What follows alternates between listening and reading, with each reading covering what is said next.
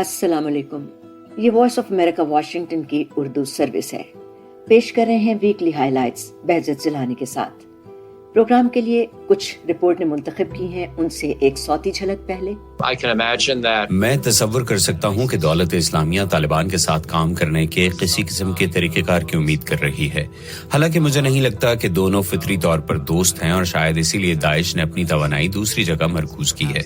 लेकिन पाकिस्तान एक ज्यादा अहम हदफ भी है। पाकिस्तान में दाइश के बढ़ते हुए हमलों को वाशिंगटन में सिक्योरिटी माहिरीन कैसे देख रहे हैं, एक तफसीली रिपोर्ट आपके लिए पेश करेंगे। रमजान हमारे लिए बहुत एक एक्साइटमेंट का टाइम होता था। हमारे घर में सबसे पहली जो एक्साइटमेंट होती थी कि रमजान का चांद निकला तो कैसे देखें, निकला नहीं निकला, वो सब जाके देखते थे आसमान में चांद निकला। तो वो नकारा जब बजता था तो पता चलता था गाँव वालों को कि ओहो हो रमजान शरीफ आ गए। वो वाली सहरी ये वाली सहरी नहीं होती थी, वो वाली अफ्तारी आज वाली अफ्तारी नहीं होती थी।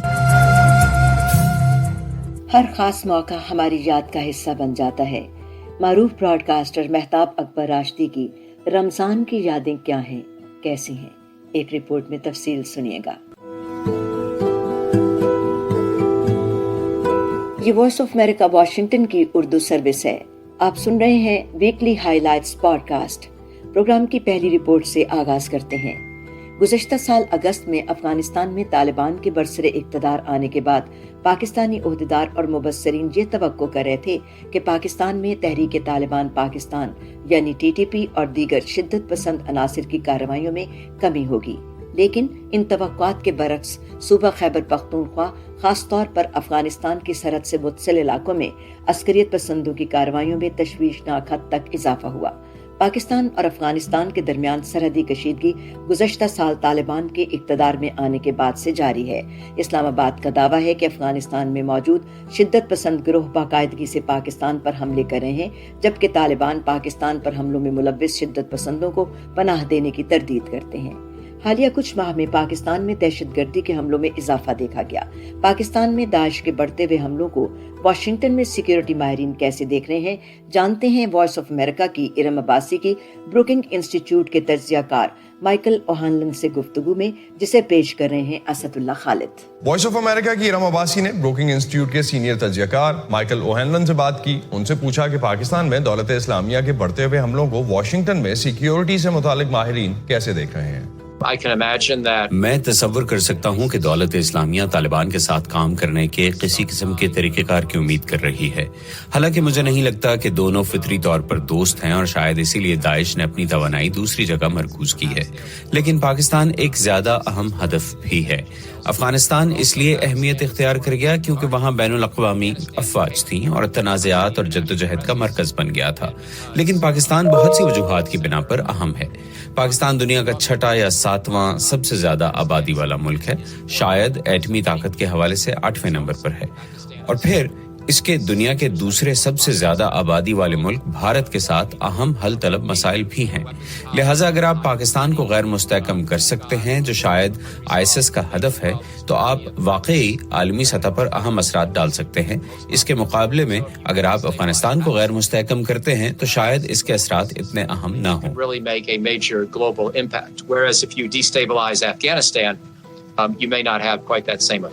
अमेरिका एक मुस्तहकम पाकिस्तान देखना चाहता है क्योंकि ये उसके अपने मफाद में है, लेकिन ये देखना बाकी है कि पाकिस्तान की नई हुकूमत इंतहा पसंदी से कैसे निपटती है। ये कहना था माइकल ओहानलन का। हम यकीनी तौर पर पाकिस्तान को गैर मुस्तहकम नहीं देखना चाहते। हमें दहशतगर्दों की मुमकिना महफूज पनागाहों पर तशवीश है। हम पाकिस्तान के जौहरी हथियारों की सिक्योरिटी के बारे में फिक्रमंद हैं। हमें सरकारी ओहदेदारों की हलाकतों और मुमकिना तौर पर मुसल्लह अफवाज के अंदर शिद्दत पसंद अनासिर के असर रसूख पर परेशानी है। लिहाजा इन तमाम वजूहात की बिना पर अमेरिका अपनी कौमी सलामती के मफाद के लिए पाकिस्तान को मुस्तहकम देखना चाहता है। हमें पाकिस्तान को क्रेडिट देना होगा कि उसने कई इंतखाबात और गुज़श्ता हफ्ते ही एक आईनी बहरान का सामना किया है और फौजी बगावतों से और खाना जंगी से बचा रहा है, और यही पाकिस्तानी अवाम पर मेरे यकीन की एक वजह है। बदकिस्मती से फौज पर सिविलियन कंट्रोल मजबूती से कायम नहीं हो सका है और फौज अक्सर तालिबान के साथ रवाबित कायम रखना चाहती है और इस तरह भारत मुखालिफ मौक़िफ़ भी रखती है। यूं समझें कि मैं पाकिस्तान की खारजा पॉलिसी में पाकिस्तानी फौज के किरदार के बारे में نروس رہتا ہوں اور ہمیں آنے والے مہینوں اور سالوں میں اس صورتحال کا احتیاط سے جائزہ لینا پڑے گا. And we'll have to watch that carefully in the months and years to come. Voice of America Washington کی اردو سروس آپ سے مخاطب ہے. ویکلی ہائی لائٹس آپ کے لیے پیش کی جا رہی ہیں. روہنگیا نسل سے بدسلوکی کے الزامات کوئی نئی بات نہیں. اقوام متحدہ انہیں دنیا میں سب سے زیادہ ایذا رسانی کی شکار اقلیتوں میں سے ایک قرار دے چکی ہے.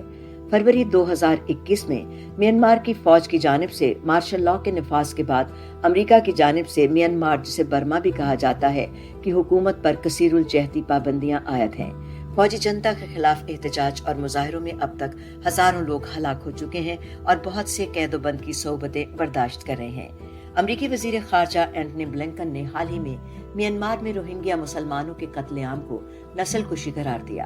واشنگٹن ڈی سی کے ہولوکاسٹ میوزیم میں برما نسل کشی کے راستے پر کے عنوان سے ہونے والی ایک نمائش میں بتایا گیا ہے کہ کس طرح میانمار کے روہنگیا باشندوں کو منظم انداز میں نشانہ بنا کر انہیں ملک سے فرار پر مجبور کیا گیا.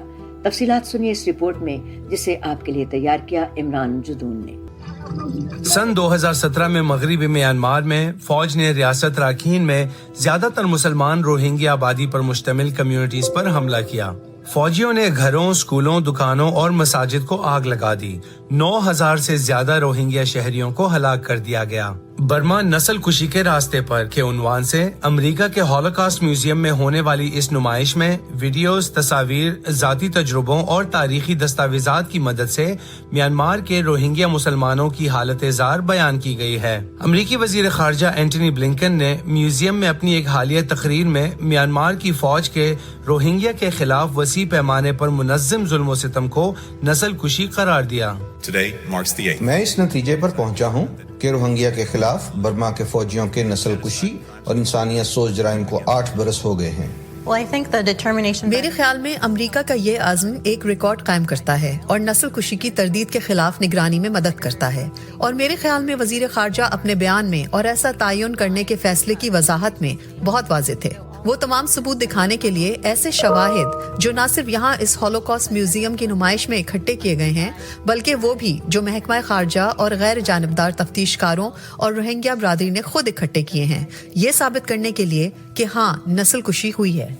اقوام متحدہ کے پناہ گزینوں کے ادارے کے مطابق سن 2017 سے اب تک تقریباً 9 لاکھ روہنگیا افراد نے میانمار کی ریاست راکھین سے نقل مکانی کر کے بنگلہ دیش میں پناہ حاصل کی ہے. اپنے بیانات میں زندہ بچ جانے والے روہنگیا مسلمانوں نے اپنے بچوں، شوہر اور والدین کو کھو دینے کی داستانیں سنائی ہیں. انڈریا گٹلمن کہتی ہیں کہ ان کی بے دخلی اشروں طویل منظم طور پر صفایا کرنے کی مہم کا نتیجہ ہے، پہلے دستاویزات کے ذریعے اور پھر بہیمانہ جبر کے ذریعے. ہم نے جن روہنگیا افراد سے بات کی انہوں نے کہا کہ ایک وقت تھا جب وہ برما سے تعلق رکھتے تھے. انہوں نے سرکاری اہلکاروں کی حیثیت سے کام کیا، استاد کی حیثیت سے کام کیا. انہیں یونیورسٹی جانے کی اجازت تھی. انہیں ملک کے دوسرے لوگوں کی طرح حقوق اور مواقع تک رسائی حاصل تھی. بے شک وہ نسلی اور مذہبی طور پر ایک اقلیت تھے، لیکن ان کے ساتھ کبھی وہ سلوک نہیں کیا گیا جو 20ویں صدی میں ان سے روا رکھا گیا. انڈریا کہتی ہے کہ آہستہ آہستہ میانمار کی فوج نے روہنگیا افراد کی شناخت کو چھیننا شروع کیا. حکام نے ان کے قومی شناختی کارڈز ضبط کر لیے. 1982 تک روہنگیا جو اب تک بدھ اکثریت والے ملک میں ایک مسلمان اقلیت تھے اپنی شناخت کھو بیٹھے. 1982 کا شہریت کا قانون وہ کلیدی وقت تصور کیا جاتا ہے جس نے زیادہ تر روہنگیا افراد کی شہریت چھین لی اور وہ ملک میں بے وطن گروہ بن کر رہ گئے. وہ کہتے ہیں کہ اس قانون نے امتیازی سلوک اور ظلم و جبر کی مزید کارروائیوں کی بنیاد رکھی. ظلم و ستم سے فرار ہونے والے روہنگیا اب بنگلہ دیش کے پناہ گزین کیمپوں میں رہ رہے ہیں. وہ کہیں جانے کے قابل نہیں ہیں اور بہت سے انسانی اسمگلروں کے ہتھے چھڑ جاتے ہیں. نور محمد ان پناہ گزینوں میں سے ایک ہیں جو ایک بہتر زندگی کی تلاش کے لیے کیمپ سے چلے جانا چاہتے ہیں. حالات بہت خراب ہیں اس کیمپ میں، زندگی بہت مشکل ہے. हम 90 मुरबा फुट के एक कमरे में खानदान के 8 अफराद रह रहे हैं। मेरी बीवी, मेरे वालिदैन और मेरे बच्चे भी। ये काफी नहीं है। किसी दूसरे मुल्क में हमें कम से कम बुनियादी इंसानी हुकूक तो मिलेंगे। एंड्रिया गिटलमैन कहती हैं कि हॉलोकॉस्ट म्यूजियम में रोहिंग्या एग्जीबिशन हमें ये याद दिलाती है कि नस्ल कुशी को उसके अमल में आने से पहले रोक देना जरूरी है। इंतबाह करने वाली अलामात हमेशा सामने आती हैं और ऐसे इक़दामात हैं जो इस सूरत में किए जा सकते हैं। अगर पॉलिसी साज अपने शहरियों के तहफ़्फ़ुज़ को तरजीह दें, उन अक़लियती ग्रोहों का तहफ़्फ़ुज़ जो बड़े पैमाने पर अज़ियतों का शिकार हो सकते हैं। पेनेलोपी पाउलो के साथ Imran Jadoon, voice of America.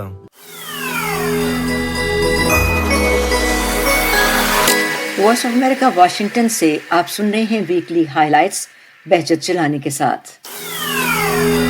Voice of America Urdu का हफ्तावार डिजिटल शो एन मुताबिक ख़वातीन की सेहत, तालीम और मुआशरती मसाइल पर मबनी उन अहम मौज़ूआत पर गुफ्तगू जिन्हें बेखबरी, लाइल्मी और समाजी रवैयों की वजह से नजरअंदाज कर दिया जाता है। मेजबान है निदा समीर। देखिए एन मुताबिक पाकिस्तान में हर पीर की रात 9 और भारत में 9:30 वॉइस ऑफ अमेरिका उर्दू के यूट्यूब और फेसबुक चैनल पर। ये वॉइस ऑफ अमेरिका वाशिंगटन की उर्दू सर्विस है। वीकली हाइलाइट्स आप सुन रहे हैं। प्रोग्राम में अगली रिपोर्ट आपको सुनवाते हैं माह रमजान से मुताल्लिक। जैसा कि आप जानते हैं, आजकल दुनिया भर में मुसलमान माह रमजान के रोजे रख रहे हैं और इसके साथ साथ अफ्तारी तकरीबात का एहतमाम भी किया जाता है। दोस्त, अहबाब और अजीज़ व अक़ारिब की महफिलें सजाते हैं। फिर मसाजिद और कम्युनिटी सेंटर्स में बड़े पैमाने पर एहतजाजी इफ्तारी का एहतमाम भी किया जाता है। अमेरिका में गुज़श्ता 2 बरसों में माह रमजान में कोरोना वबा की वजह से इज्तिमाई इफ्तार का सिलसिला रुका रहा, लेकिन अब कोरोना पाबंदियों में नरमी के बाद इकट्ठे इफ्तार का एहतमाम किया जाने लगा। रियासत मैरीलैंड के शहर सिल्वर स्प्रिंग में कायम एक कम्युनिटी मस्जिद में रमजान किस तरह मनाया जा रहा है, आइए इस रिपोर्ट में आपको सुनवाते हैं। रमजान हमेशा मुसलमानों के लिए एक ऐसा मौका रहा है जिसे मिलकर मनाया जाता है। वबा के दौरान इस साल पहली बार ऐसा हो रहा है कि वो मुकम्मल तौर पर नमाज और इफ्तार के लिए जमा हो सकते हैं। रियासत मैरीलैंड के शहर सिल्वर स्प्रिंग में कायम ये इंडोनेशी निजात अमरीकियों की मस्जिद इमाम सेंटर है। 3 सालों में पहली बार मुंतजमीन को ये देखना पड़ा कि आया उनके पास नमाजियों के लिए खाने पीने की काफी मिकदार मौजूद है। सबसे मुश्किल ये अंदाजा लगाना है कि कितने लोग आएंगे। पिछले 2 साल वबा की वजह से हमें लोगों की तादाद को महदूद रखना पड़ रहा था। अब इफ्तार और तरावी के लिए जितने चाहें लोग आ सकते हैं। मैं बहुत मुतासिर हुई हूँ। वबा से पहले के सालों के बरअक्स, जहां रमजान के पूरे महीने में इज्तिमाई इफ्तारी के बाद तरावी होती थी, अब इमाम सेंटर सिर्फ जुम्मा, हफ्ता और इतवार को इज्तिमाई इफ्तारी का इनेकाद कर रहा है। हर रात सिर्फ नमाज होती है। ऑनलाइन एक साथ रोजा इफ्तार करने के कई सालों के बाद बहुत से रोजेदारों के लिए ये बहुत है। it's just exciting to see everyone. सबको एक साथ देखना और एक साथ इफ्तार करना बहुत वलवला अंगेज है। it's fun to be here. यहाँ आने में मजा आता है। पिछले साल कोविड की वजह से कोई तरावी नहीं हुई थी। वाशिंगटन डीसी के इलाके में इंडोनेशी बाशिंदों के कायम किए गए इमाम सेंटर की रमजान सरगर्मियां उन तमाम लोगों के लिए खुली हैं जो यहाँ आना चाहते हैं। सोहेर शामी निजात अमरीकी हैं जो पहली बार इंडोनेशी खाना चख रही हैं। दरअसल बहुत से खानों में चावल शामिल होते हैं और उनमें गोश्त होता है, इसलिए ये घर जैसा ही है। रमजान दीनी उलूम और गौर व फिक्र का भी महीना है। इन सरगर्मियों के लिए मस्जिद अब भी ऑनलाइन सीखने के वो तरीके इस्तेमाल कर रही है जो वबा के दौरान तैयार किए गए थे। ये अब एक किस्म की मिली जुली सरगर्मी है। हफ्ते के दिनों में रजाकारों का मिलना मुश्किल है क्योंकि वो काम कर रहे होते हैं और दफ्तरी औकात इफ्तार के वक्त के इतने करीब होते हैं कि चंद ही लोग रजाकाराना तौर पर काम कर सकते हैं। लिहाजा हमने ये सरगर्मियां ऑनलाइन जारी रखी हैं। ज्यादातर इंडोनेशी शिमाली अमेरिका की फिक्का काउंसिल की पैरवी करते हैं। उन्होंने 2 अप्रैल को रोजा रखना शुरू किया। इसके मुताबिक ईद उल फितर 1 मई को मुतवक्को है। यूनी सलीम की रिपोर्ट के साथ Nilofar Mughal, Voice of America.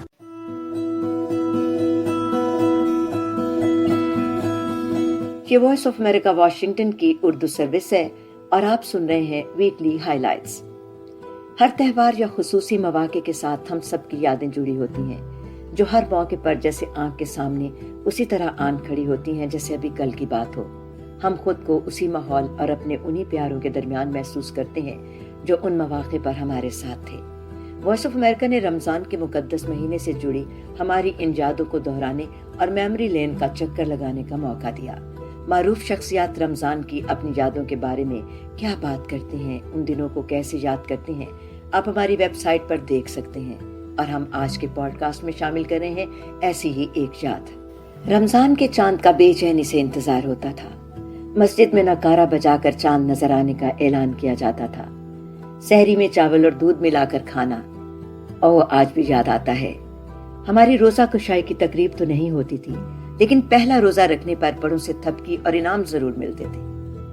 یہ یاد ہے معروف براڈ کاسٹر مہتاب اکبر راشدی کی۔ آئیے تفصیل سے سنتے ہیں۔ مجھے جو اپنا بچپن ہے وہ لاڑکانہ کے نزدیک ایک چھوٹا سا گاؤں ہے نودیرو، اب تو بہت مشہور ہے بیکاز آف بے نظیر بھٹو، بیکاز آف ذوالفقار علی بھٹو۔ اب تو وہ اس چھوٹے سے گاؤں سے کافی ٹاؤن، آپ سمجھ لیجئے ٹاؤن بن چکا ہے۔ ہمارے لیے وہ کیوں امپورٹنٹ تھا؟ کیونکہ اس زمانے میں یہ جو ریلیجس ویلیوز تھی، جو آپ کی ہوتی ہیں قدریں، وہ بہت آپ کو نظر آتی تھی۔ میڈیا کا کوئی دور نہیں تھا، کوئی کسی کو کچھ نہیں کہتا تھا، کچھ نہیں بتاتا تھا۔ ہماری پوری جو معلومات ہوتی تھی وہ ہمارے گھر سے نکلتی تھی۔ نانی بتاتی، امی بتاتی، بڑی بہنیں بتاتی۔ تو ہمارے گھر میں سب سے پہلی جو ایکسائٹمنٹ ہوتی تھی کہ رمضان کا چاند نکلا تو کیسے دیکھیں، نکلا نہیں نکلا، وہ سب جا کے دیکھتے تھے آسمان میں چاند نکلا، کیونکہ اور کوئی ذریعہ نہیں ہوتا تھا بتانے والا۔ اب جب چاند نکل آتا تھا تو جو قریب کی مسجد ہوتی تھی اس پہ وہ نقارہ بجتا تھا، کیونکہ گاؤں میں کیسے آواز جائے کہ بھئی چاند نکلا ہے، تو وہ نقارہ جب بجتا تھا تو پتہ چلتا تھا گاؤں والوں کو کہ او ہو رمضان شریف آ گئے، اور فوراً لوگ جو ہے وہ تراویح کے لیے جانا، اور ایک دم سے ماحول جو تھا وہ عجیب ہو جاتا تھا، اور بہت ہی مذہبی عقیدت، احترام۔ پھر دوسری ایکسائٹمنٹ ہوتی تھی کہ رات کو سحری پہ اٹھنا ہے، تو وہ والی سحری یہ والی سحری نہیں ہوتی تھی، وہ والی افطاری آج والی افطاری نہیں ہوتی تھی، سمپل ایک چیز ہوتی تھی۔ مجھے یاد ہے، اس کو کہتے تھے بہت ہی پتلا سا جو چاول ہو نا بالکل پسے ہوئے، تو اس کو ہم سندھی میں کہتے ہیں پٹڑو بھت، پٹڑا سا، اور بھت کا مطلب ہے چاول، جو آپ چاول بناتے ہیں نرم سے چاول اور دودھ کے ساتھ۔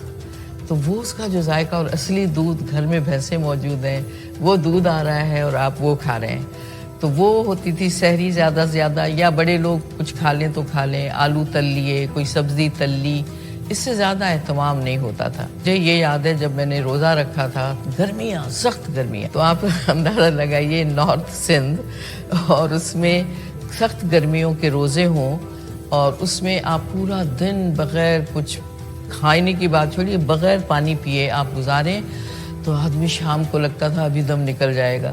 ڈرایا نہیں جاتا تھا اللہ سے، لیکن وہ ویلیوز کی بات ہوتی کہ یہ اس طرح ہونا ہے۔ تو ہم شام کو شربت کا گلاس لے کے سامنے بیٹھے رہتے تھے کہ اللہ اذان آ جائے، نقارہ بجے، اذان آ جائے، نقارہ بجے۔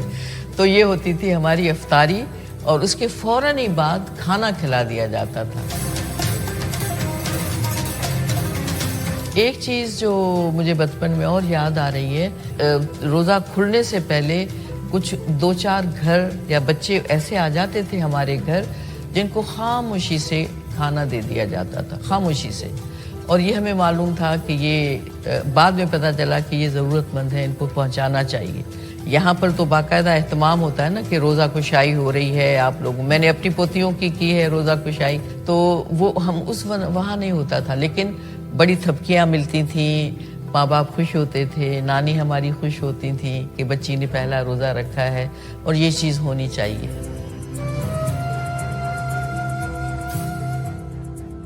اور اس کے ساتھ ہی وائس آف امریکہ کی اردو سروس سے بحث چلانے کو weekly highlights podcast ختم کرنے کی بھی اجازت دیجیے۔ آپ سے ملاقات ہوگی آئندہ ہفتے، اپنا خیال رکھیے گا۔